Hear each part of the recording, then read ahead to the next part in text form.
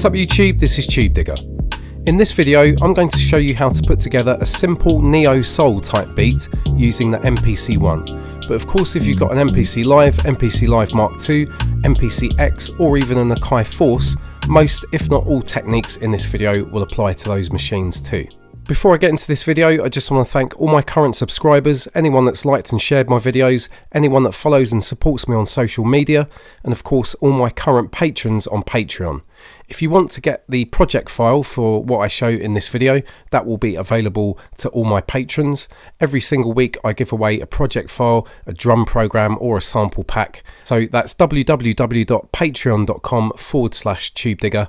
There's a link in the description. If you're interested in private lessons with myself over Skype, Google Hangouts or Zoom, please contact me at tubedigga@gmail.com for more details.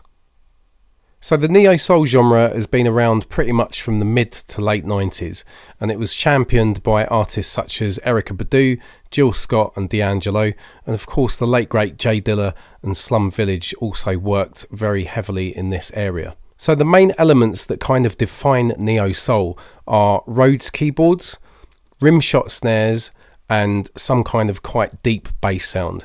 And in this video I'm going to show you how to put those kind of sounds together using the electric plugin, the bassline plugin and just some simple drum sounds found in the MPC-1's own library. If you can't find the exact sounds that I find in this video, again the project file will be available to all my patrons, but you should be able to find similar content that comes included with something like the Vault, which you should get in the MPC Live and MPC X and the Akai Force. So the first thing that I'm going to do is change my BPM. The default is 120. I'm going to change that to 85. This is my preferred tempo for this kind of music and most of the hip hop that I make, not just because this genre is made within this kind of tempo range, but also I make a lot of jungle, as you know, and that's at 170, which is double that speed. So it's quite handy for me to have tracks that I know that can mix in on the halftime if I'm playing any of this stuff out live. So I prefer to work at 85. Of course you can change that to whatever you like. So next I'm going to go to my browser. I'm going to go to expansions, and in the MPC-1 we've got this MPC-1 expansion here, and in the search directory I'm just going to type kick, and I'm going to scroll down the list and find a suitable kick for this kind of music. Now there's going to be plenty of options. I'm just going to choose something based on my own preference.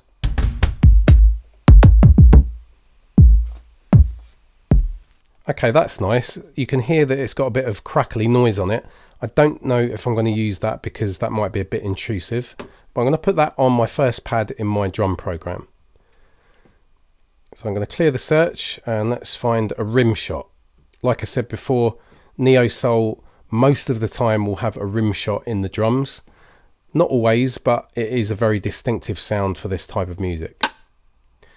That second one there is perfect. Let's just see what the first one's like. They're pretty much the same. So I'm going to just use that, and let's just clear this and let's have a hi-hat. Now for this I like some of the trap hi-hats. They're nice and short and unintrusive. Okay, that is completely fine. So neo-soul has a lot of similarities with lo-fi and boom bap drum beats. So I'm going to put something in that kind of style.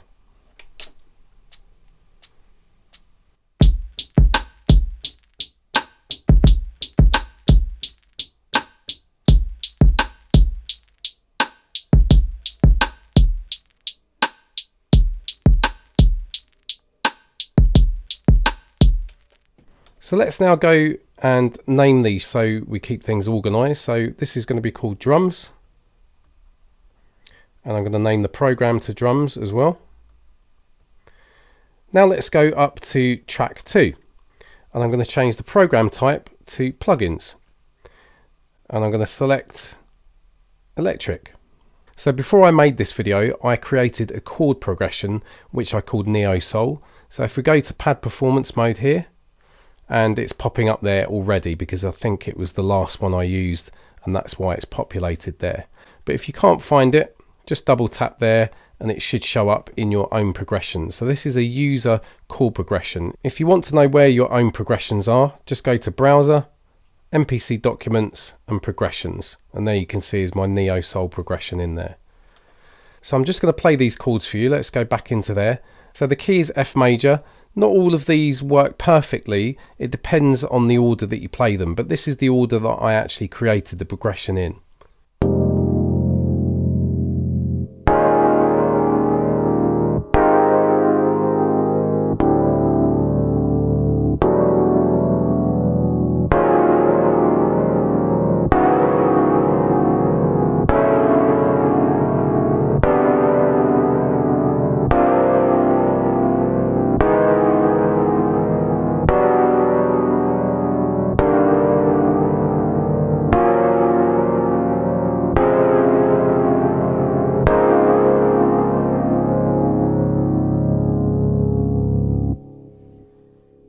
That Rhodes keyboard, or this preset in electric, is far too strident. That's a word that I've used a few times before.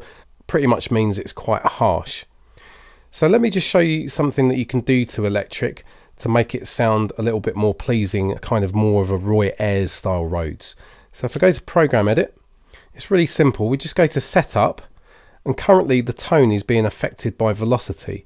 So if I turn that right down, no matter how hard I hit the pads now, it won't make this sound bright and strident like I said.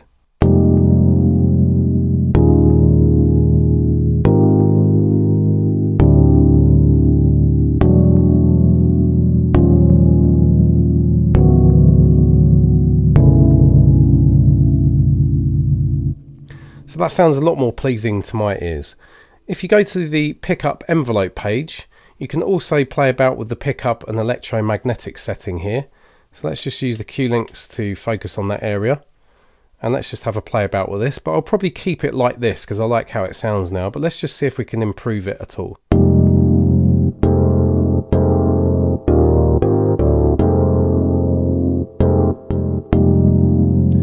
To my ears it sounds warmer with the electromagnetic fully engaged there. So let's now try the height.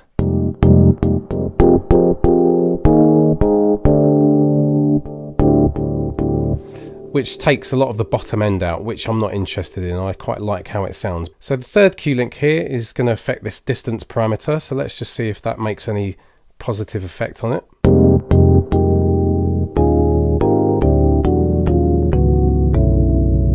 Let's go to the bell noise page, and I think I'm going to turn down the bell, which is also giving us that little click at the start. Yeah, that's a bit more in line with what I'm looking for.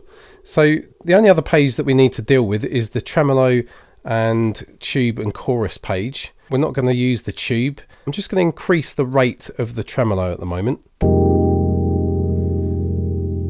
Now let's increase the depth.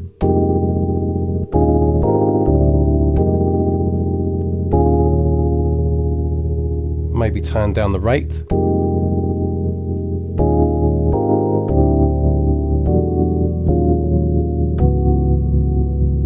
So that's sounding nice and warm now to my ears. So I've got the drums down. Let's now rename this track to Rhodes. And let's rename the plugin to Rhodes. So I'm going to put in a simple melody now with these chord progressions. And I'm going to do something that will work maybe well for the verse and the chorus. So let's just try something out.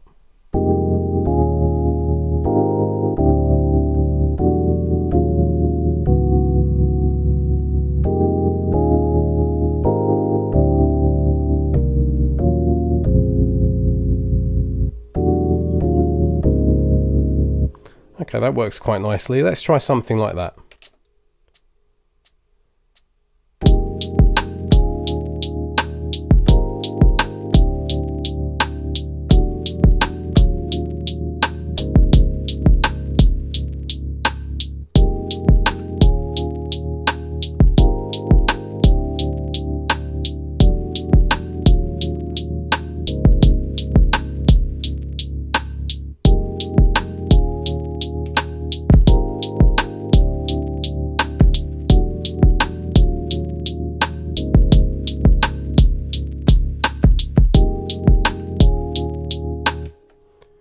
Okay, for me that works really well, and as you saw I just put some extra kick drums in there. So I'm going to use my Q-Link button here, go to the second bank of Q-Links, and we can adjust the swing from the main page. So I've said this many times before, my preferred swing setting for this kind of music and hip hop, yeah, let's try 65 and have a listen to that.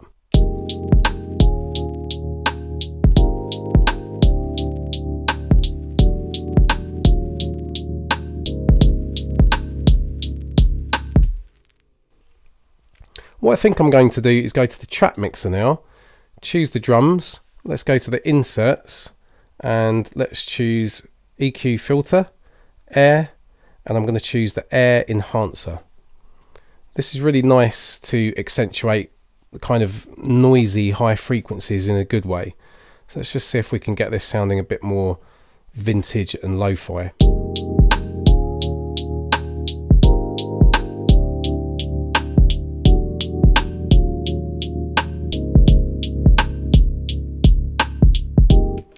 It's not really doing anything lo-fi to it. This works really well on old drum breaks that have been sampled from vinyl. But let's actually, on the second slot, put the air lo-fi and see if we can get some nice lo-fi effects for these drums. So I always prefer to switch on the anti-alias filter here and bring the post and pre down, and then affect the sample rate over here.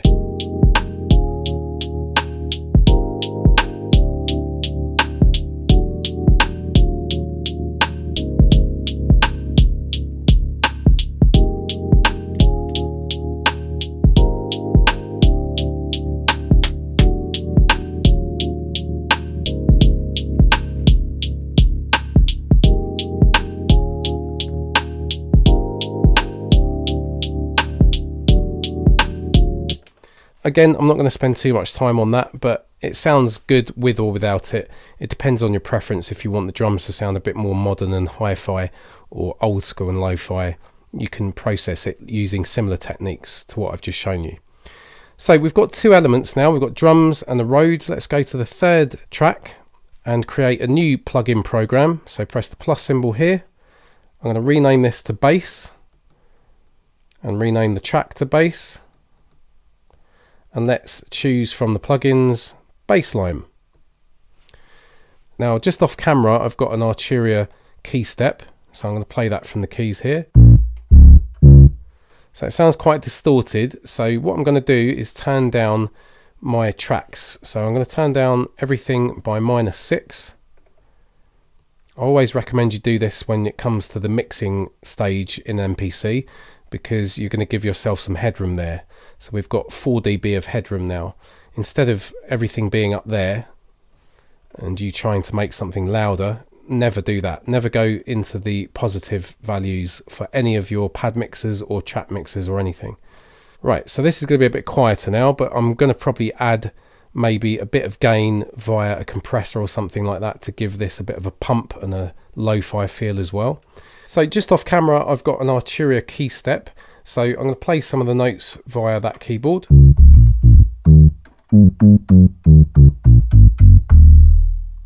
So I've tried to design this bass preset to sound a bit more like acoustic bass, or the kind of bass that you would get in neo soul. So hopefully I've achieved that. So this bassline preset I designed myself, and I just changed a few of the parameters. So let's go to Program Edit. So on the first page here, oscillator, filter and envelope, I've turned the glide down all the way to 10 milliseconds, which is the lowest amount. But what that does is it takes away that typical kind of real glide effect. So this is with it engaged. Kind of bends the notes. But if you take it all the way down to 10 milliseconds,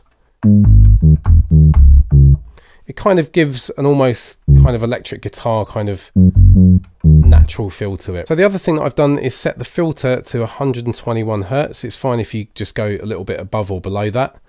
And what else did I do with this plugin? I didn't affect anything on this page, or the delay, or the compressor. I've not touched any of those. It was simply taking the glide down, setting the frequency here for the filter, and I've not actually touched any of these envelope controls at all. and it just seemed to work alongside all the other elements. So let's try and get a bass line that works with this. Now I'm going to play this off camera on my key step, and I'm going to try and give it a little bit of funk, sort of drop notes out here and there, and it's going to be a little bit staccato, so hopefully that will give a nice authentic neo-soul feel to it. I'm going to play about with it first because I need to find the right notes that work with our chords.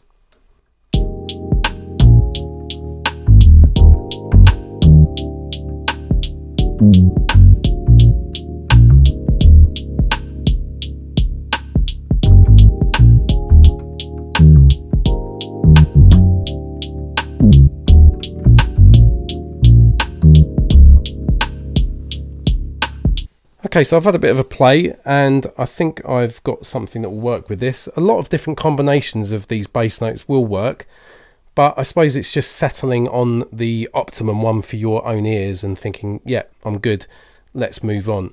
So I'm just going to get something simple that works with the Rhodes, and it somewhat will follow the kick drum in the drum track. So just make sure when you do your bass lines that the bass does somewhat kind of match up with the sort of groove that you've got with your drums, because you don't really want a bass line not hitting on some of those kick drums, because it's really nice when they gel together. So let's try and get some of that.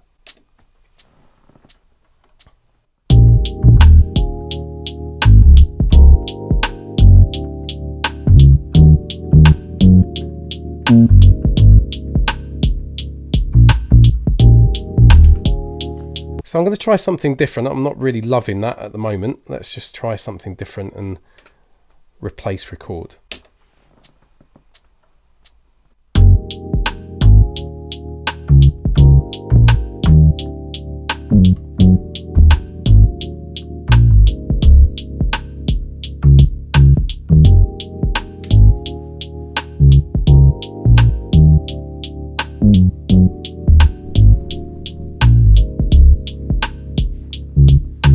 That's okay, I'm happy with that just for the sake of this video. Obviously we can double the length of this sequence, but obviously you want some variation in that so it's not so repetitive. And we've only got 4 bars here. On my 4th track, let's create a 3rd plugin. Keep it a tube synth. Let's now call this string. And name the track to string. Let's just create a basic string sound in tube synth. So let's press program edit. Just use my Arturia off camera again. We definitely don't want that. So what I'm going to do is go to the init program. So this will clear this. So we've got a basic patch here. Over here for the waveform for oscillator 1, I'm going to change that to a pulse wave. Let's turn up the octave to the highest value. Let's go to the envelope and increase the attack time for the amplitude and the release time. So it doesn't sound like a string yet, but here's where the magic string plugin is. If we go to the track mixer, choose our string, go to the inserts, go to modulation, air ensembler.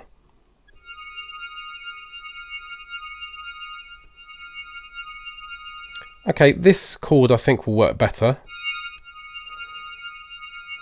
at a lower volume. So let's get that in there now.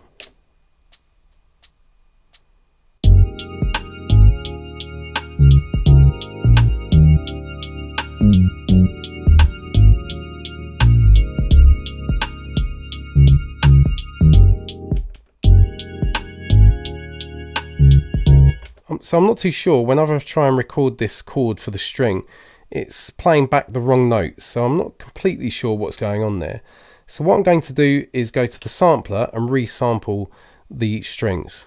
So unfortunately we don't get to use pad performance in sampler mode, and that's because you've got these different options for sampling.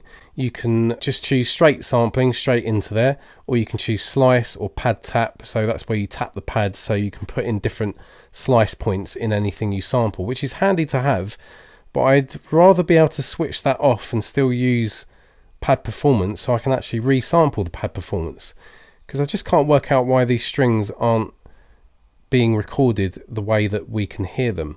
My workaround is to use my fader fox, and I've got a knob on this fader fox set up to send a CC number, which is CC number 64, and that is sustain. So hopefully that will work. It's in a bank that I've got. Let's just bring that out for you. So I've got a drones patch set up here, and you can see I've got this parameter called lock, and that's just my code language for locking a note or holding a note. So let's just try that. So what you have to do is hold the note and then just flick this to 127. It might have even registered it now. It has. So just double tap stop if you want that to stop. So if you have got a MIDI controller and you want to know how to sustain either a looping sample or something like an internal synth, that's how you do it. You send CC number 64 to the MPC. So because I double press stop, that actually clears that. So that's good if you don't want to have that being a persistent thing in the system. So again, I'm going to hold this and move that knob on the fader fox. And now we've got the held chord. We can go to the sampler and sample the chord.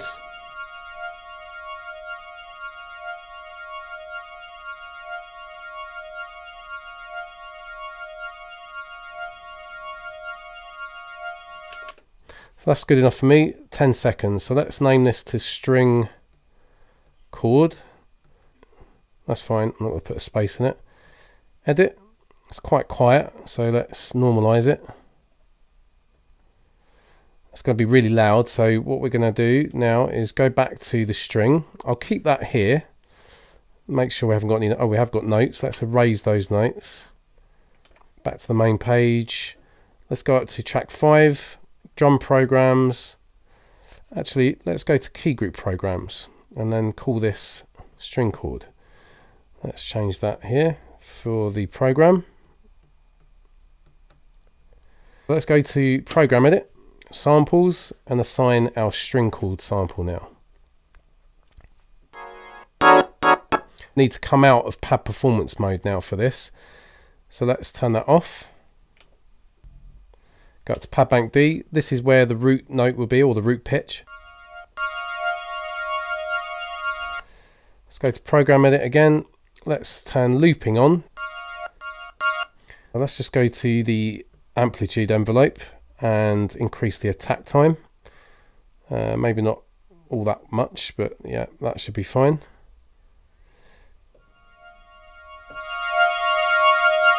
Okay, so it's quite loud, so let's go to track mixer and let's just turn down our string chord program so it's a lot quieter.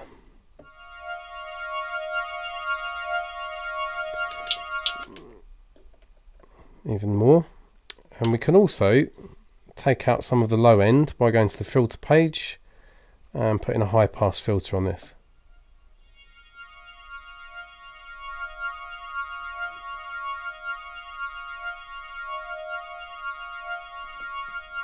Okay, that's fine. Some of these other notes might work because it's a key group program. Obviously we could play this chromatically now. Anyway, let's just try it with our root pitch here.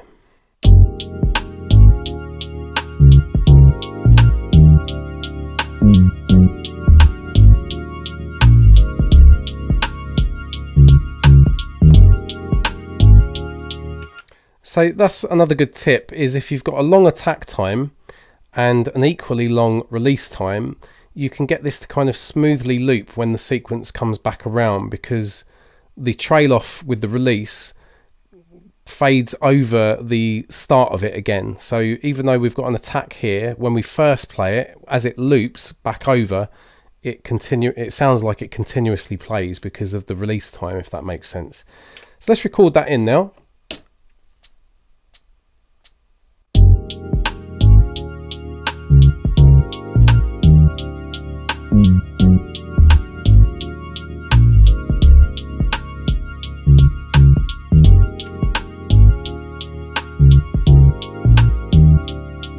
So for me, 16 bars is sounding a bit too long. I want that change to happen at 8 bars. And let's introduce the string at bar 9.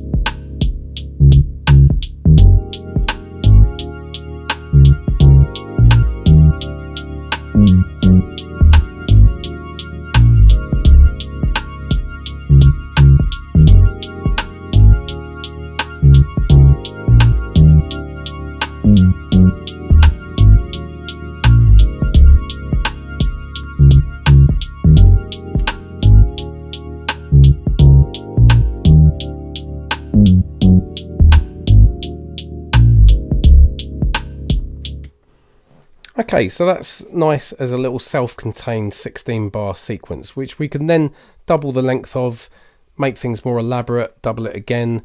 It's probably a good idea to make the change ups within this small self-contained 16 bar sequence. We can change the chords, we can change little bass licks here and there, we can add little extra bits of percussion, change the drums around just slightly. But we've got the main groove to then develop this into a fully fledged track. The last thing that I'm going to do before I end this video is just try and put a compressor on the master output to make it sound a little bit more, I suppose, alive and gelled together. So let's go to the track mixer, go up to here, change this to masters, outputs 1 and 2, inserts, and the easiest thing to do is just add an air compressor. So let's go into here. As I've shown in other videos, we first of all need to turn down the output, and let's turn up the threshold because it's far too extreme at the moment. Let's play this back, and then we can start playing around with the threshold and the ratio.